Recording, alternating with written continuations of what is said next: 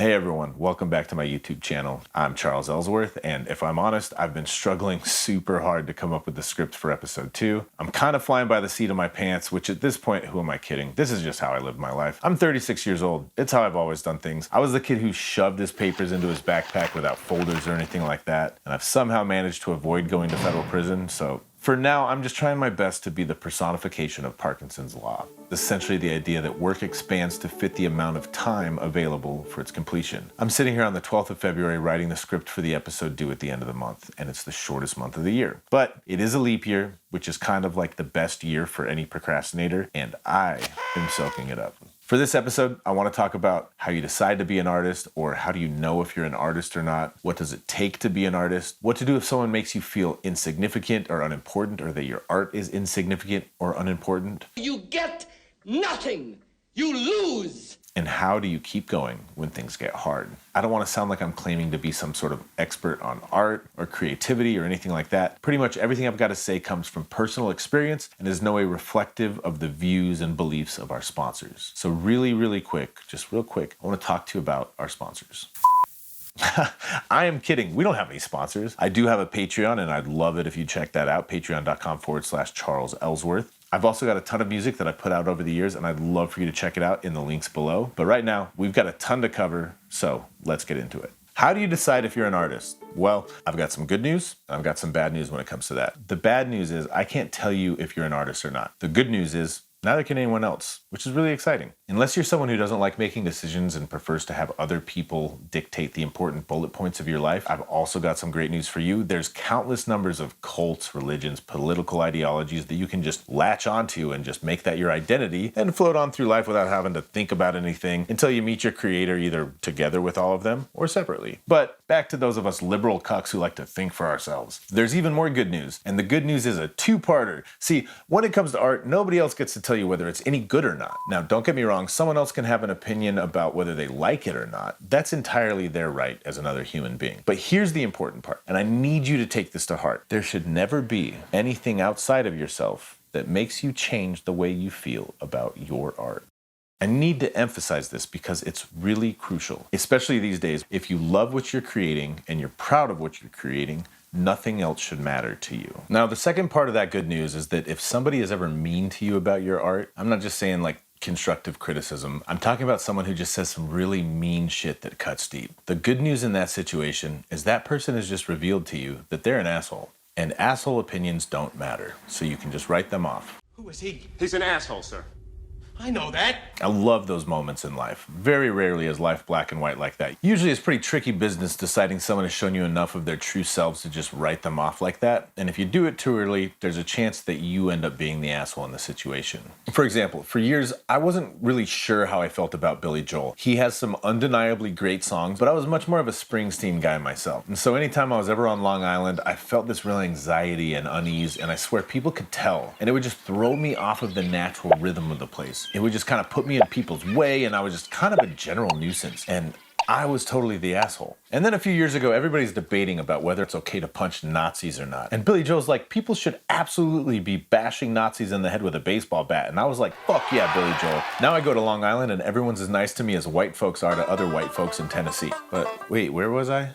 Oh yeah, anyway, there's even more good news when it comes to being an artist. If you happen to be one of those people who get to be self-employed from their art, you get to make your own schedule. You don't have a boss breathing down your neck, and you don't have your boss's boss saying absolutely offhand shit that doesn't make any sense because really they have no idea what you actually do day to day, but they have to feel important, so they just say stupid out-of-pocket shit. Yeah. None of that bureaucratic bullshit. Unfortunately, it's not a lot of us that get to make a living from our art, so we're stuck working day jobs or side hustles to sustain our lives, and that sometimes involves a lot of lame shit. Not all jobs are bad. I've sold my labor in tons of situations, but working is hard no matter who you are. And trying to maintain a job while you're spending all the hours you're clocked in wishing you were doing your art is really tough. And I guess that's a great time to transition to our next question. What does it take to be an artist? Now, that's a really tough question because it takes a lot of things, and for everyone it's going to be very different. If I were to make a list of the 10 traits I thought were most important to being an artist 10 years ago, it would be very different than it is today. I think when I was younger, I would have said that lots of talent and a unique style, those were important and would have been at the top of the list. Now, I still think those things are important, but I'd probably put grit and resilience at the top of the list, and talent is no match for hard work. The world has definitely changed a lot in the past 10 years, and I've probably changed even more, but the fact that being an artist takes a ton of different skill sets and strengths, and a lot of times those strengths come with their own corresponding weaknesses. For example, remember this guy? We'll call him Charles. He's my performer. Sure, he's handsome, he's cool, he's charismatic and charming, he remembers his lines, and he knows how to lead into uncomfortable situations with confidence. The problem is, he's dumb as a dead possum, and so full of himself he makes Kanye look like Jimmy Carter. He's super useful on a stage or in front of a camera, but he's not who's gonna be calling the shots when we're talking to the cops, if you know what I mean. Then, there's Chaz. Chaz is a fucking maniac. He's brilliant in his own right, but lazy as shit and rests on his laurels any chance he can. He would never say this out loud, but his actions show that he believes he's the smartest person in any room he ever enters. Which is great. It's a great trait for an artist to have that kind of confidence to think that what you're creating is worth spending the time doing. The problem is, people who think they're the shit and act like it are often pretty shit to be around. But anytime I've ever been about to do something that scared me, like jumping off of a cliff into a body of water or riding the city bus, Chaz is the one whispering in my ear, "Do it." Then there's Brad. He's the numbers guy. He's the Jack Donaghy of the operation. He makes sure things stay on time and under budget. At best, he's a competent communicator and a delegator who can see the project as a whole and all of the parts and people and how they fit into it. At worst, he's a fascist dictator who only sees other humans as a means to his ends through exploitation. Historically, most artists didn't need to have too much of a Brad in them. Usually that's what a manager or a patron would take care of. But now, because Facebook and Google killed the internet and are making record profits by exploiting nearly every person on the planet, not just creators, we've had to absorb the Brads and make them part of us, which understandably a lot of artists really hate doing. Welcome aboard, Mr. Manager. Wow, I'm Mr. Manager. Well, manager. We would just say manager. But most importantly, there's this guy. Yep, that's me. That's the one who's actually got to take responsibility and get all the parts working in the right direction to get the work done, because if you're not going to sit down and write, paint, compose, whatever it is, that's the thing stopping you from being an artist. I can't tell you how many people I've met over the years that have told me they wish that they could do what I did. And it's always kind of confused me. Not to deny my privilege, but also I don't want to minimize the amount of work and effort I've put into it. I look back at specific people who've always said to me, I got to make a record and put it out, or I've got to start a band so I can play with you when you come to town. And it's kind of the same thing over and over every time I see them, and it's been years and years of them saying these same things. I think to myself every time, you'd have made 5 albums by now had you started when you first said that to me. And trust me, I get it, it's fucking hard. It's hard to have the energy to work on creative projects when you're getting your ass kicked at your day job 5 days a week and you only got 2 days to do laundry, groceries, rest, socialize, and anything else you can't get done during the week. It's so fucking hard, and you've got to figure out the right way to motivate yourself when things are hard. Oh, is he all right? He's having a stroke. What? I'm genius! I'm always looking for a source of inspiration and reasons to keep going through the really bleak times. For me, a lot of the time, it really boils down to how I want to spend my life. I'll tell you a quick story to sum things up, and it also ties into question 1 of how do you decide to be an artist? This story is about one of my heroes, my stepdad, Alan. Oh, okay. There Can it you is. see us? I can't see you. Failed to start the video camera. Click on privacy and select camera on the left pane. Privacy. Where? You don't see anything that says privacy? I go into settings. Oh, there you are. Yeah. Oh, okay. I see you now. What a weird spastic setup.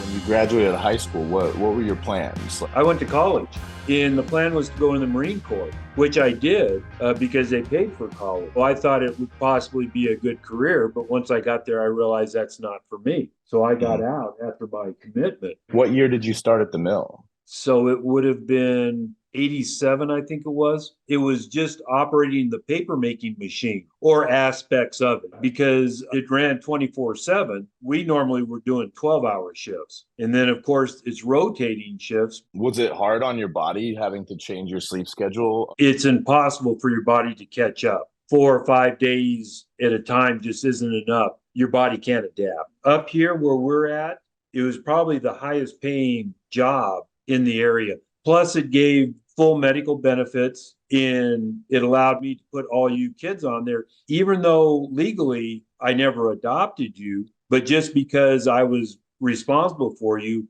which was a great benefit. Then it was also paid vacation, and that's when we could take off and do our summer trips. That was a positive. I think like anything, there's positive aspects to everything. The mill had shut down over the years, for whatever reasons, but it always reopened. But the whole thing was there was two companies that were the big paper companies in the United States, and they wanted to merge. I believe it was the Security and Exchange Commission. I could be wrong about that, but I believe they were the ones that said, well, that makes you a monopoly, so you need to sell off your most profitable mill.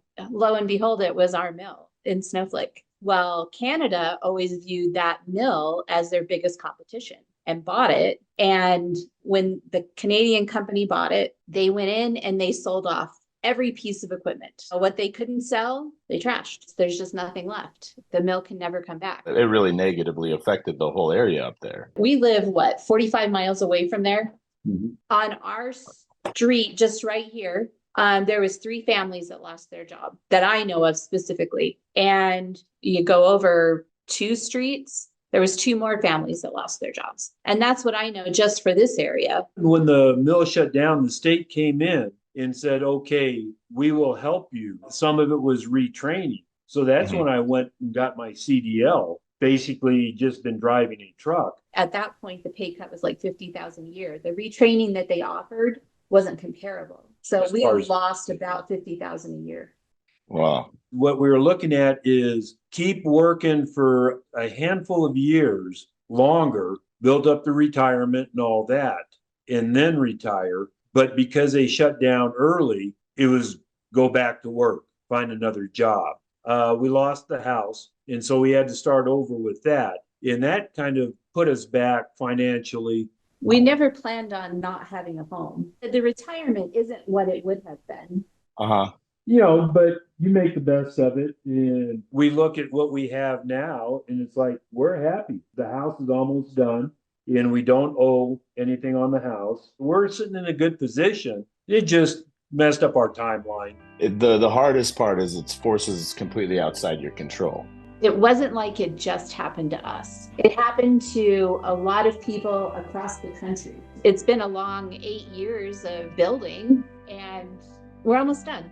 At times it's hard and it is a struggle, but again, looking to the end and seeing that there is that light at the end of the tunnel. So you just keep going forward. It's, the world hasn't ended. You did everything right. You did all the things you're supposed to do, and then you still didn't have that control. And part of watching what you went through with the mill is why I was like, I'm just going to double down on this music thing and just keep doing this. I know I can bartend or swing a hammer, whatever it requires to pay my bills, but I want to be investing in myself. Well, that's the whole thing. If you're working for somebody else, you're at their mercy. And that's really what it comes down to. When you graduated high school, I imagine back then it was like, if you find a good job and you stick with the same company and you put in 30 or so years, you'll have a great retirement and they'll take care of you. In the course of your working career, Wall Street got involved in every aspect of the economy and started being like, it's all about making stock prices go up or whatnot. And it just leaves the rest of us behind. 30, 40, 50 years ago, I'm sure there were plenty of people feeling those effects back then, but now it feels like everybody I know is feeling those effects. It was there back then, but like you said, it didn't seem like it was as prevalent. People actually cared about others in that, whereas today, I think we've lost a lot of that, Well, you've lost the loyalty of the companies. When you give them your heart and soul, give them those years, they take care of you, and there's no loyalty anymore. All that does is fuel their bonuses. They should be ashamed. I agree. I don't know. We got to end this on a more positive note. Especially you guys know me. I'll just sit here and just talk about the ill effects of late stage capitalism until our ears fall off. But what I want to say is I have a line in one of my new songs that kind of all about all these negative things, but it kind of comes around to I want to find a way to help. What can I do to help? Because I always watch even if we didn't have a lot of extra, if someone had a tragedy in their family, you were there cooking dinner for them. I've always watched you all do what you can to help other people. And I think that's an amazing quality. And I think that's what true leadership is. it's not always the person with the power. It's being the person that's willing to do what it takes to help. You can focus on all the negative things, but at that point, you're giving them your happiness. And my happiness isn't for sale. My happiness is mine. I choose to be happy. I love that. And I make this man make that choice. Because he can be a grouch. And it's just like, we're not doing that. I definitely took after Dad in that way, where I'm the grouch, and sometimes the people around me got to be like, hey man, things are pretty good.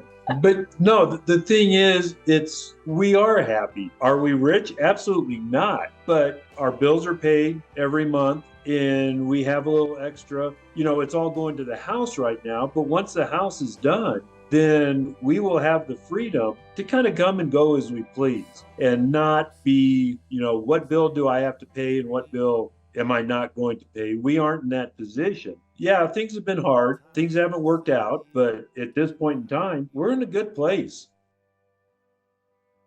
I can't be anything but grateful for the work he put in and the labor he sold to provide a comfortable life for me and my family. But I couldn't help but think how messed up it was that he'd worked for so many years only to be screwed over by some suits thousands of miles away. So I made a choice to pursue a life in music and allow myself to be the victim of whims of the ruling class no more than I needed to be. I was going to engage with capitalism on my own terms. Do I have any regrets? No, not really at all. There's some things that I would maybe do a little bit differently. The main one is I would have been much better about saving and investing money from a much younger age. But I didn't want to talk about money specifically at all in this episode because I like to divorce that from the idea of deciding to be an artist, because you don't have to make money to be an artist. If you'd like for me to make a video about money and art and how to be smarter with your money as an artist, or if you'd like me to tackle any other subjects, please let me know in the comments below. Thanks again for watching. Thank you to my patrons for making this video possible. Please give us a like, a subscribe, and comment below. Also, please, if you haven't, check out my music on whatever platform you listen to music. From Chaz, Charles, Brad, myself, and every other part of me. Love you so much. Bye.